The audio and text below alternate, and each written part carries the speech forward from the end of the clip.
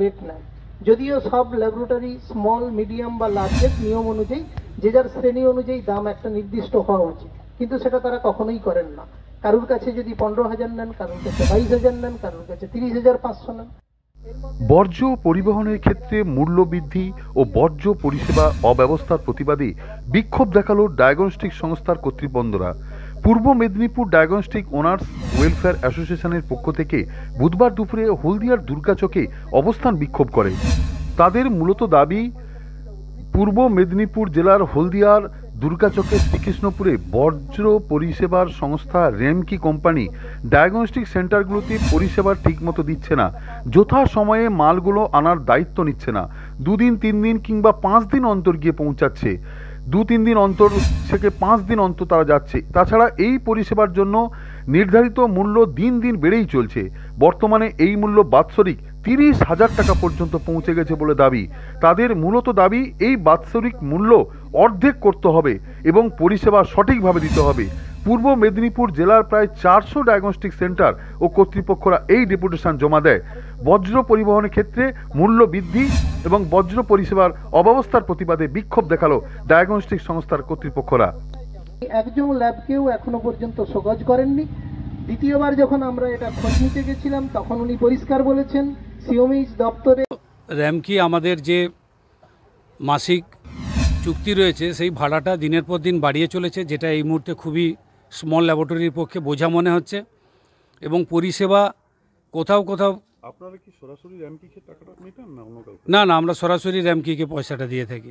যে চুক্তি ছিল সেইভাবে মেটাচ্ছে না তার থেকে বেশি? না, চুক্তি যেটা করে দিচ্ছে সেভাবেই আমরা দিচ্ছি, কিন্তু এবছর আবার বাড়বে বলে আমাদের যেভাবে বলছে, তাতে আমাদের বাজেট এসে গেলে আরও 5-7 হাজার টাকা বাড়বে। এখন কত করে দিচ্ছে? এখন আমাদের 30,200 টাকা এবছরে লাগবে স্মলের।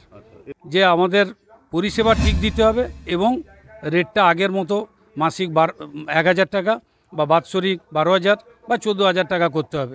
জেলায় যে সমস্ত অবৈধ ল্যাবরেটরি রয়েছে, যারা লাইসেন্স প্রাপ্ত নয়, তাদের বিরুদ্ধে একটা ব্যবস্থা নেওয়ার আমরা অনুরোধ র্যামকিকে করি। ঠিকমতো গাড়ি আসে না, কোনো সপ্তাহে 1 দিন, কখনো 15 দিনে 1 দিন, কখনো মাসে 1 দিন। হ্যাঁ, আমাদের ফোন করে করে ডাকতে হয়। পূর্ব মেদিনীপুর জেলায় 400 বৈধ ল্যাব রয়েছে, তমলুক, হলদিয়া, এগরা এবং কাঁথি জোনে। যখন প্রথম ল্যাবরেটরি করি তখন আমাদের কাছে বাৎসরিক 4,000 টাকা করে নিত। তো আজ থেকে 5 বছর আগে আমাদের র্যামকি নামক সংস্থাটি 6,000 টাকা বাৎসরিক নিত, অর্থাৎ মাসে 500 টাকা করে।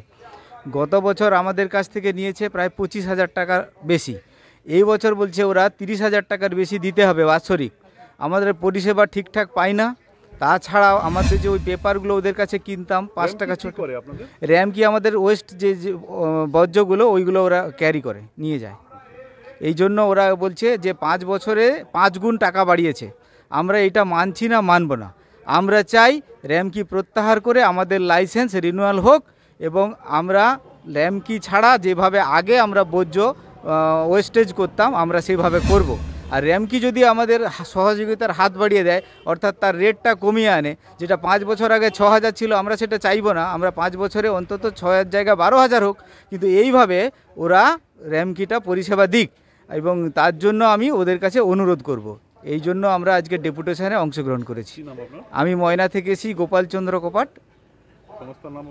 আমার নাম the city diagnostic centre, Moyna. Smart news Bangla. Smart news Bangla.